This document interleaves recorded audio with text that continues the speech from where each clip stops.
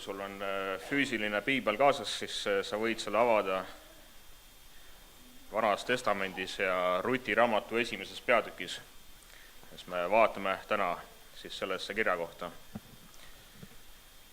Aga ma tahaksin alustada hoopis ühest küsimusest. See küsimus on see, et kui sa mõtled enda elu peale, siis kas Jumal on teinud midagi sinu elus sellist, mis võib-olla tundub ootamatu, mis tundub kuidagi ootamatu või tavapäratu või midagi sellist, mille peale sa ei oleks võib-olla ise tulnud, et Jumal võib nii teha. Kui ma mõtlen enda elu peale, siis üks selline asi näiteks võiks olla see, kui ma kohtusin oma naist Jemaimat ja Jumal andis ta mulle naiseks. Ma ei oleks mitte kunagi arvanud, et ma abiellun ühegi välismaalasega või vähem nii kaugelt välismaalasega. Aga mitte, et selles oleks midagi halba, aga see on lihtsalt pigem midagi ootamatut, vähemalt minu jaoks midagi väga ootamatut. Ehk kas Jumal on teinud sinu elus midagi sellist, mis mõnes mõttes on tavapäratu või mis mõnes mõttes võib tunduda ootamatuna. Aga olles seda teinud, siis sa näed selle läbi Jumala tarkust ja headust ja heldust hoopis suuremal ja hoopis võimsamal viisil, kui sa oleksid üldse kunagi ilma selleta näinud. Ja ma ütleksin, et midagi sellist teeb Jumal Ruti raamatus. Midagi sellist teeb Jumal ühe paganast naise läbi Piibli ajaloos, millel on tähendus, mis mõjutab meid ja millel on tähendus meie jaoks kõiges selles, kuidas Jumal töötab oma päästeplaani meie heaks. Ja seega me alustame täna oma uue jutluste seeriaga Ruti raamatu põhjal. Ja nagu sa tead, siis see on üsna iidne kirjutis. See kirjutati kohtumõistjate perioodil Iisraeli ajaloos, nagu me lugesime. Ja kohtumõistjad olid siis need, kes valitsesid Iisraelis enne seda, kui Iisraelis olid kuningad. Ja nemad olid justkui need vahemehed, poliitilised lunastajad või ka õpetajad, kelleks siis varasemalt enne seda olid olnud näiteks Mooses või Joosua. Ja siin sellel aja hetkel Piiblis Taaveti dünastiast ei oska tõenäoliselt keegi isegi veel und näha. Ja juutide traditsioon ütleb seda, et Ruti raamatu kirjutas prohvet Saamuel Vanas Testamendis, on selline tegelane. Ja kui sa vaatad Vana Testamendi sisukorda, siis sa näed, et Saamueli raamatud tulevad kohe pärast Ruti, sest see on selline loogiline jätk. Aga paljud piibliteadurid ei ole ka niivõrd kindlad selles, kas Saamuel oli autor või mitte. Seega tõenäoliselt meie, sina ja mina täna peame aktsepteerima seda, et Ruti raamatu autorlus meie jaoks täna on teadmata. Aga see võis olla prohvet Saamuel. Ja kokkuvõttes see ei oma isegi nii suurt tähtsust, sellepärast et kindel on see, et see raamat kuulub Piibli kaanonisse ja kindel on see, et see raamat oli osa juutide Piiblist. Ja põhjus muidugi, miks see raamat kuulub Jumala sõna hulka, on selles, et see on niivõrd tihedalt seotud kuningas Taavetiga ja selle läbi ka meie päästja Jeesuse Kristusega. Põhjus, miks ta on meie Piiblis, on selles, et Rutist sai kuningas Taaveti ja see läbi ka Jeesuse esivanem. Ja mitte ainult seda, sellepärast et me näeme järgnevatel pühapäevadel ja ka täna, kui palju väikeseid õpetuslikke selliseid aardeid selles raamatus on meie Jumala ja Piibli tõdede kohta. Ja võiks öelda, et Ruti raamat on ka kirjanduslikus mõttes nagu üks väike pärl Vana Testamendi sees. Ja isegi sekulaarsed autorid on täheldanud Ruti raamatu kirjanduslikku ilu. Üks kuulus saksa kirjanik, võib-olla olete kuulnud, Johann Wolfgang von Goethe, on öelnud Ruti raamatu kohta, et see on, ma tsiteerin, oma väikesel skaalal üks imelisemaid ja üks täiuslikumaid kirjanduslikke töid.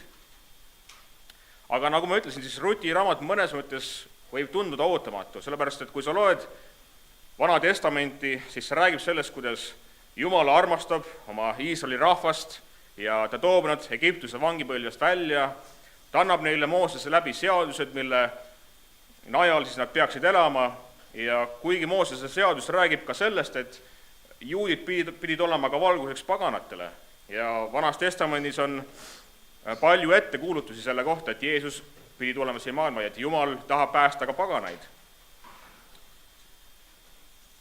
aga minu point või mõte on mõnes mõttes see, et Jumal oleks saanud tuua Jeesuse siia maailma ka ilma Rutita, ta oleks saanud tuua Taaveti siia maailma ka ilma Rutita mõnes mõttes, sellepärast et Elimelek oleks võinud võtta oma poegadele ka Juudamaalt naised kaasa näiteks.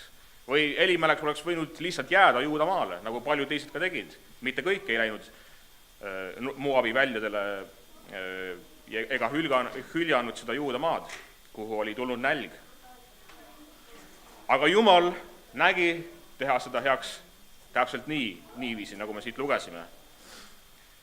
Ja mõnes mõttes võib ka tunduda, et kui sa loed Ruti raamatu 1. peatükki, siis võib tunduda, et Elimelek käitub mõnes mõttes justkui uskmatult, kui ta hülgab selle maa, mida Jumal on andnud temale ja temale rahvale. Kui ka autor ei anna meile siin mingisugust sellist moraalset hinnangut selle kohta.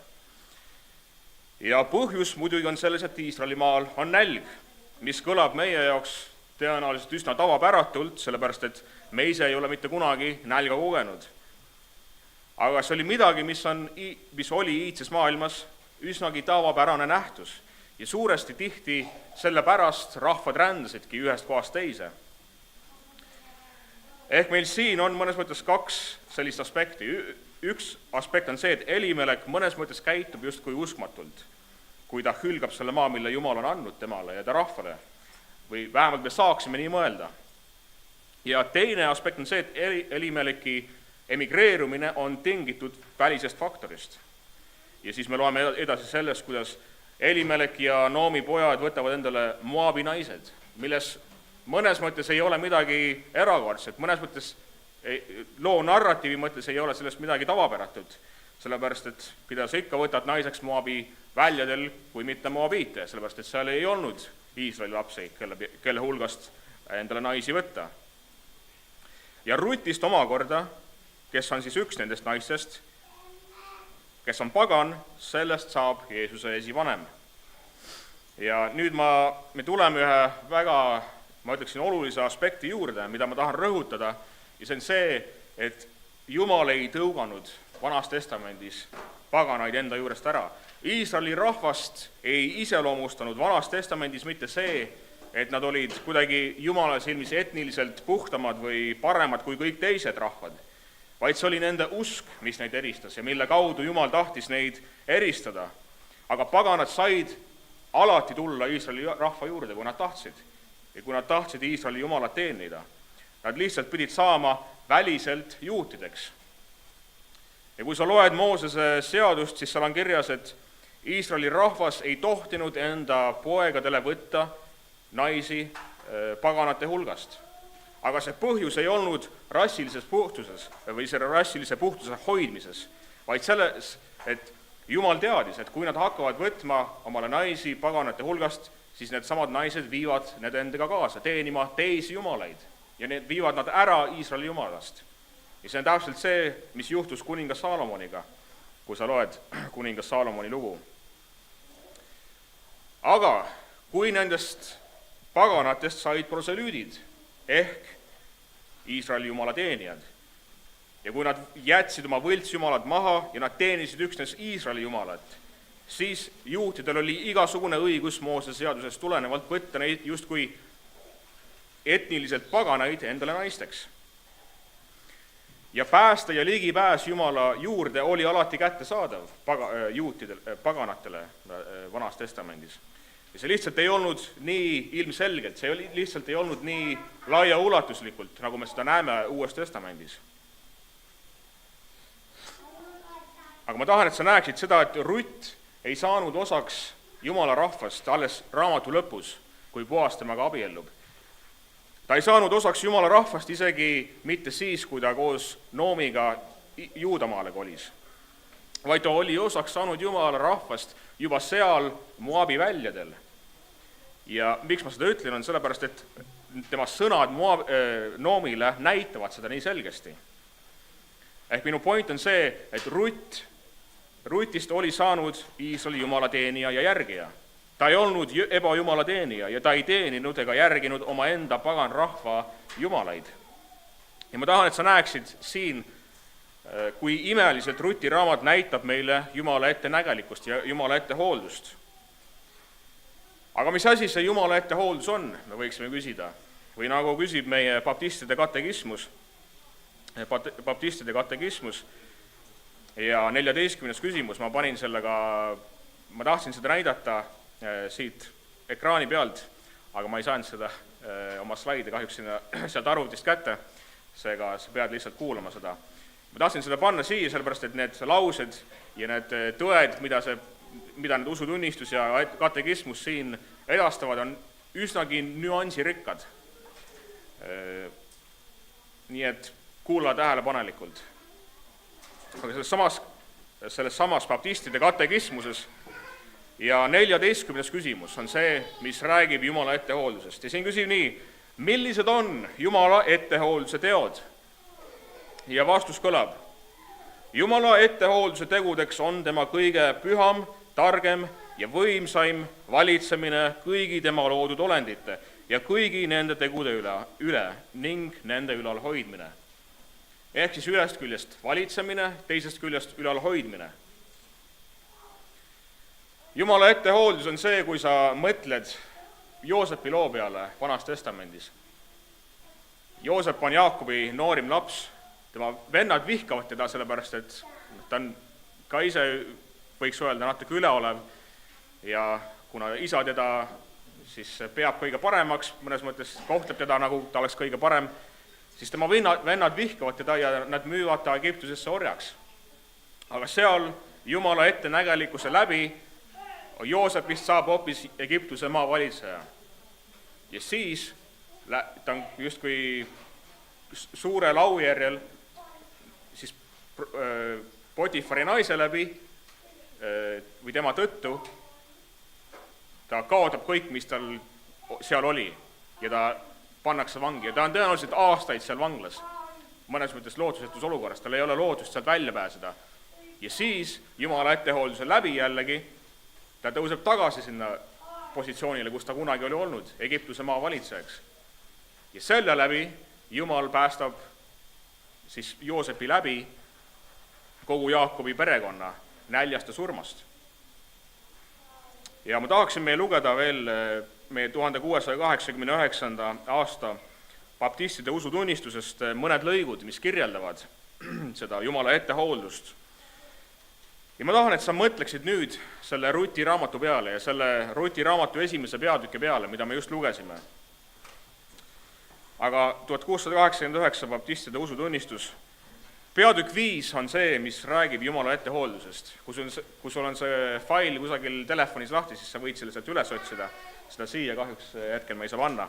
Aga ma loen selle ette. See on esimene lõik peatükist 5, mis räägib jumalikust ettehooldusest. Ja siin ütleb nii. Jumal, kes on hea ning kõikide asjade looja, kannab, suunab, otsustab ning valitseb oma lõpmatu väe ja tarkuse abil iga olendi ja iga asja üle. Ta teeb seda oma täiuslikult targa ning püha ettehoolduse abil, eesmärkideks, milleks nad olid loodud. Samuti teeb ta seda oma kõikumatu ettenägelikkuse ja oma muutumatu ning vaba tahtmise nõu järgi.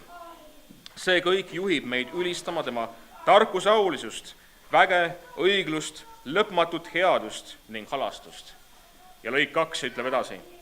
Kõik asjad leiavad aset muutumatult ja eksimatult, sest Jumal on oma ettenägelikkuses nii määranud. Mitte midagi ei juhtu juhuslikult või väljaspool Jumala ettenägelikkust.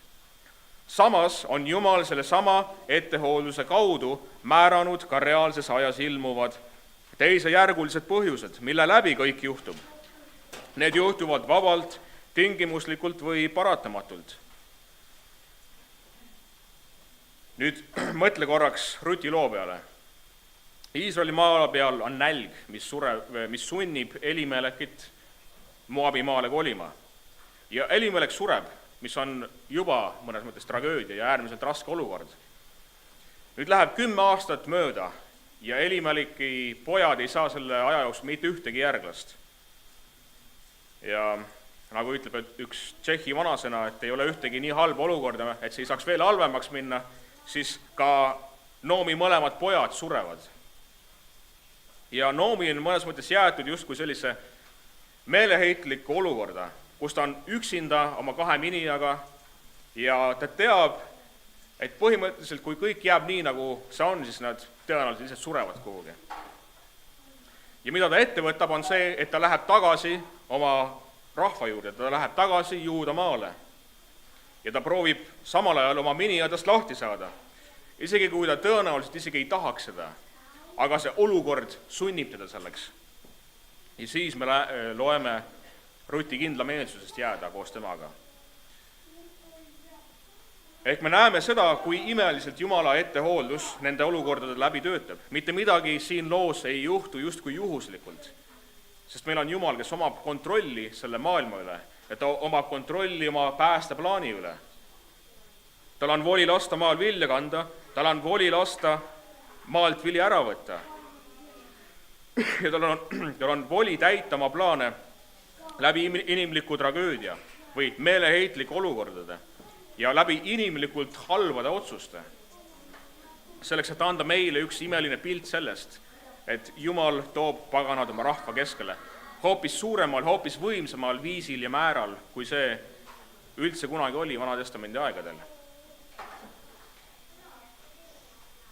Seega nähes Jumala ettehooldust nii selgesti tema sõnast, siis minu üleskutse on see, et sa, õde ja vend, usalda ennast Jumala ettehoolduse kätte. Sest tema on see, kes võib sinu kurbuse pöörata rõõmuks ja tema on see, kes võib sinu halvad otsused isegi pöörata sinu heaks. Ja kõik asjad tulevad heaks neile, kes Jumalat armastavad, nagu me loeme Uues Testamendis, nagu apostel Paulus ütleb meile. Ja Jumal oma ettehoolduse läbi laseb paganast naisel saada Jeesuse esivanemaks. Näidates ja andes meile Vanas Testamendis nii selge pildi sellest, mida apostel Paulus ütleb Rooma kirja 2. peatükis, mida me just lugesime, see on salmid 28 ja 29, kus ta ütleb, ei ole ju juut see, kes seda on väliselt, ega ole ümberlõikamine see, mis on väliselt ihu küljes, vaid juut on see, kes seda on sisemiselt. Ja õige ümberlõikamine on südame ümberlõikamine, mis toimub vaimu, mitte kirjatähe varal. Ja niisugune saab kiituse mitte inimeselt, vaid Jumalalt. Kusjuures Vanas Testamendis on ka peale Ruti teisi paganatest naisi, kes said Jeesuse esivanemateks, näiteks nagu Taamar või Rahab, mis näitab seda, et Jumal ei ole huvitatud justkui mingisugusest rassilisest või etnilisest puhtusest. Jumal võib teha täiesti ühest mehest uue rahva, nagu ta näitas seda siis, kui ta valis Abrahami, kes rangelt öeldes etniliselt oli kaldealane või babüloonlane teise sõnaga.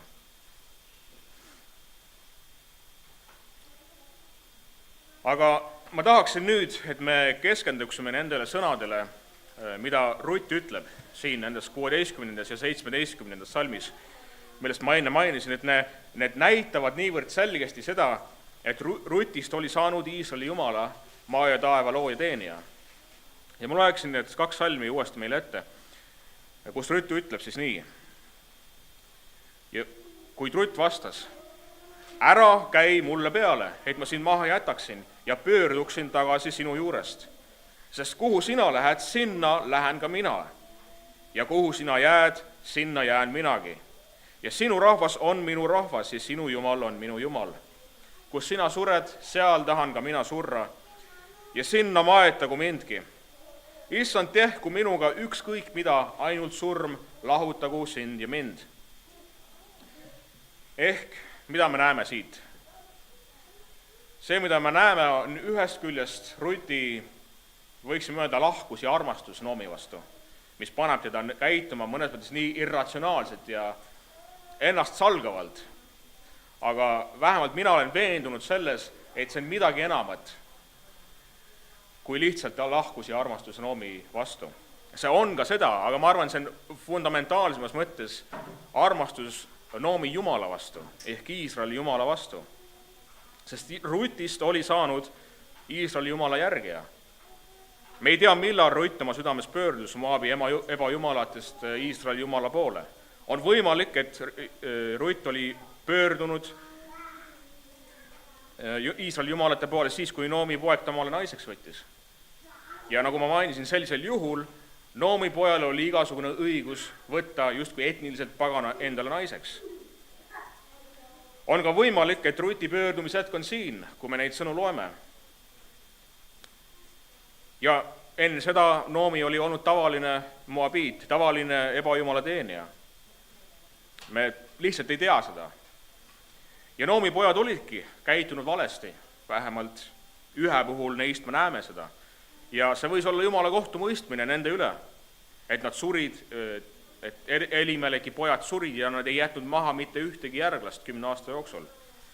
Sellepärast, et vähemalt Orpa puhul me näeme seda, et temast ei olnud saanud Iisraeli Jumala teenijat ega järgijat, sest sellel otsustaval hetkel, kui küsimus oli elus ja surmas, siis tema oli valmis tagasi minema oma rahva juurde ja valmis tagasi minema oma jumalate juurde.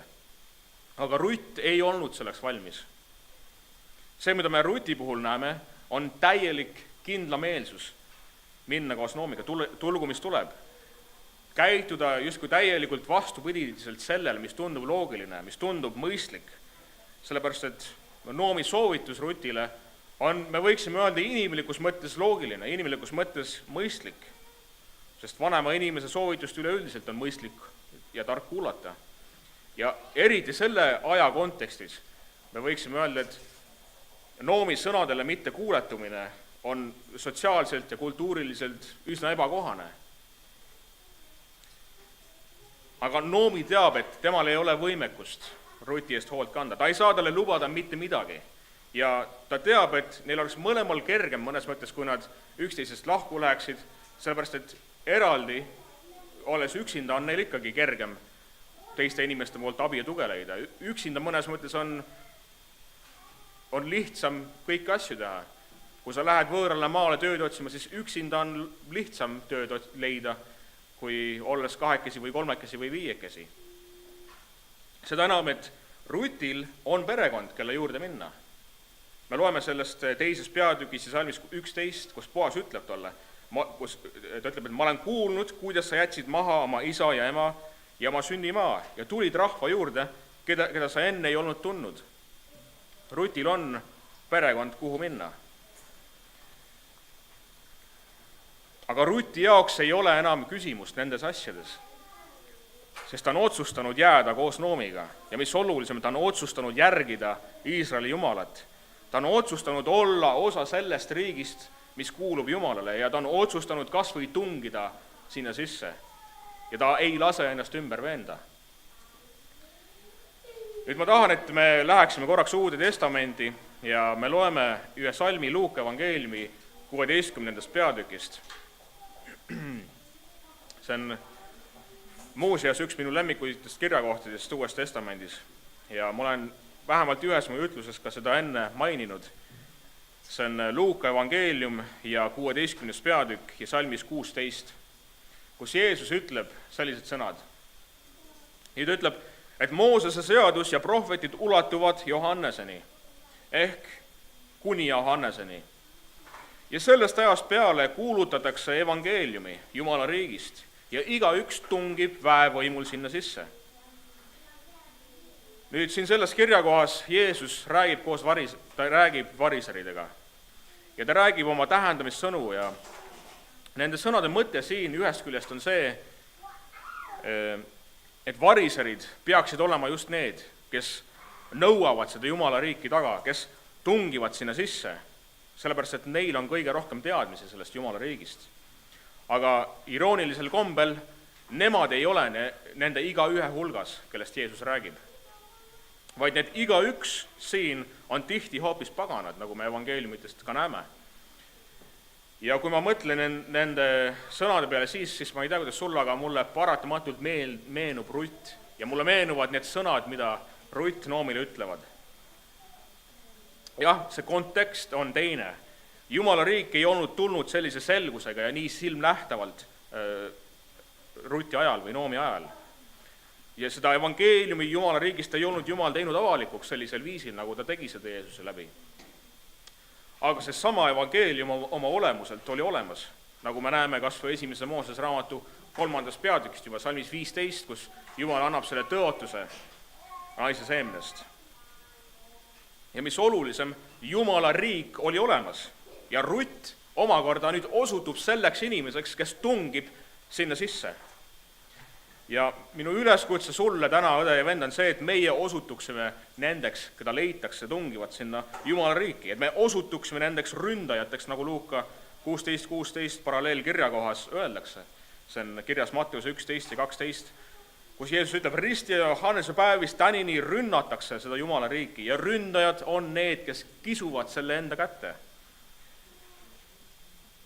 Sellepärast, et meie täna elame selles päevas, kus me saame öelda, et Risti ja Johannesest kuni tänini kuulutatakse seda Jumala riiki niivõrd palju suurema aulisuse ja selgusega, kui see üldse kunagi sai olla Vana Testamendi aegadel.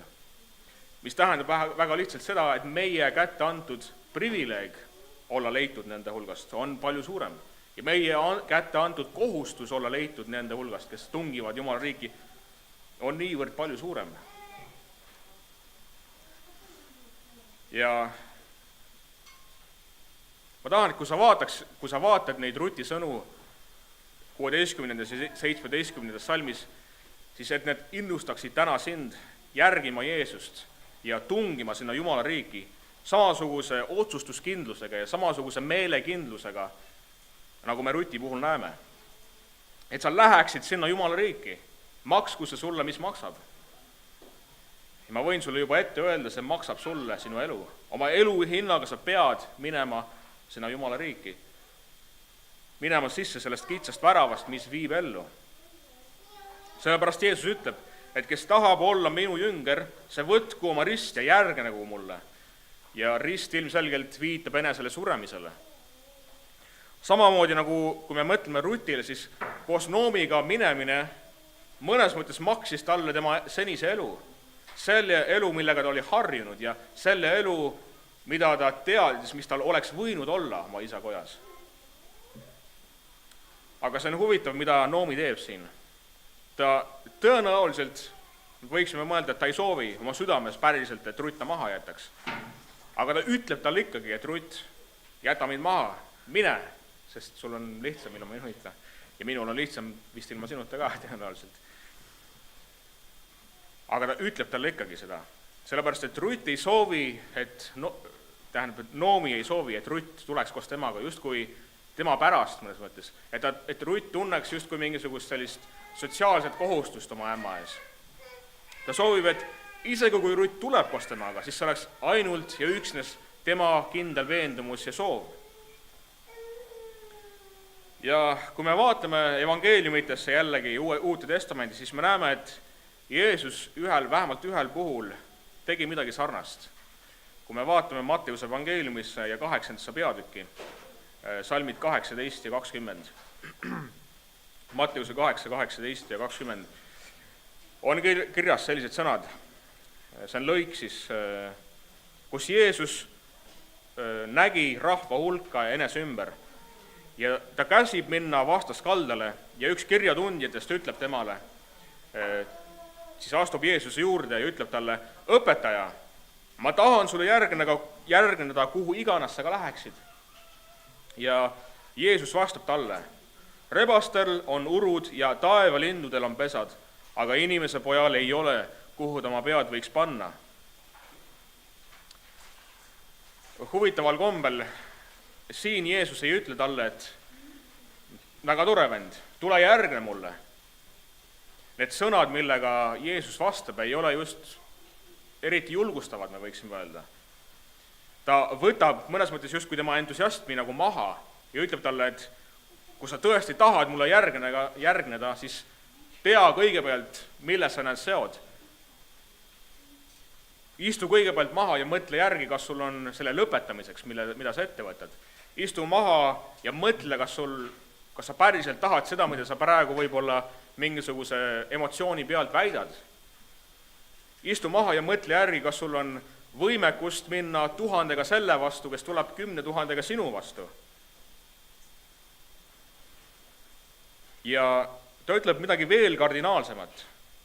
Ta ütleb, kui keegi minu juurde tuleb ja ta ei vihka oma isa ja ema ja naisi ja lapsi ja vendi ja õdesid ja veel pealegi iseenese elu, see ei saa olla minu jünger. see on mõnes mõttes see otsus, mida Rutt siin pidi tegema. See on see otsus, mida meie Jeesuse jüngritena peame tegema, kui me tahame talle järgneda. See on see otsus, mida me kunagi oleme teinud Jeesuse jüngritena. Ja see on see otsus, õde ja vend, mida meie peame tegema igal päeval, kui me oma silmad avame ja kui me ärkame üles ja kui me tahame olla Jeesuse järgi, et kui me tahame olla need, kes kõnnivad mööda seda kitsast rada, mis viib ellu.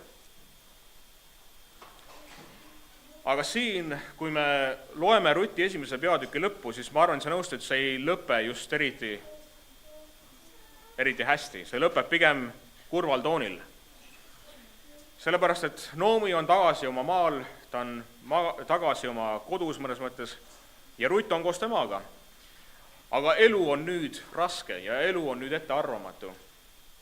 Ja loo narratiivi mõttes siin, selles punktis võiks öelda, et kõik on mõnes mõttes läbi ja Rutt ja Noomi eriti mõnes mõttes kindlasti tunnebki seda ja mõtlebki nii, et kõik on põhimõtteliselt läbi, ma olen põhimõtteliselt kõik kaotanud.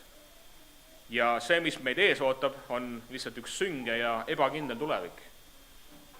Sellepärast ta ütleb siin peatüki lõpus, ärge kutsuge mind Noomiks, vaid kutsuge mind Maaraks, mis tähendab kibedust. Sest ta ütleb, et issand on minuga kibedasti talitanud. Aga järgmistel pühapäevadel me näeme, et tegelikult ootab ees helge tulevik. Sellepärast, et Jumalal on suurem plaan nii Ruti kui ka Noomi jaoks ja ta viib seda plaani ellu oma lõpmatult püha ja targa ettehoolduse abil.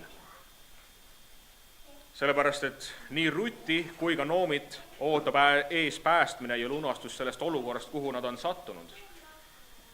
Ja mitte ainult neid, mitte ainult Ruti ja Noomit ootab ees päästmine ja lunastus, vaid ka meid, õde ja vend, sind ja mind ootab ees päästmine ja lunastus meie pattudest nende samade sündmuste läbi, mida me siin loeme, ja nende samade isikute läbi. Meie päästja Jeesus Kristus, kes pidi sündima selle sama Ruti läbi. Meie päästja Jeesus Kristus pidi siia maailma tulema tema läbi. Aamen.